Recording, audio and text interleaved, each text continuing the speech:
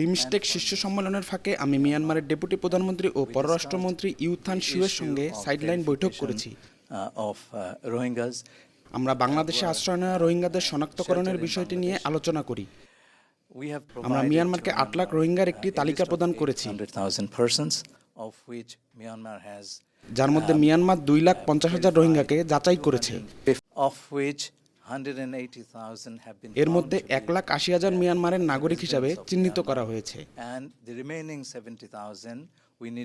বাকি 70,000-এর জন্য আরও যাচাই প্রয়োজন, কারণ তাদের নাম ও ছবির সংশয় সৃষ্টি করেছে।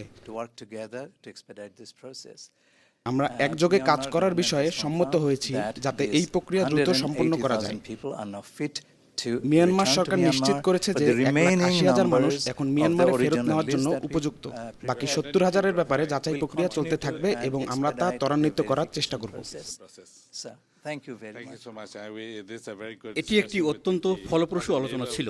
প্রতিবেশী হিসেবে আমাদের একে অপরকে বিভক্ত করা সম্ভব নয়, এজন্য আমরা একসাথে কাজ করার পথ খুঁজছি।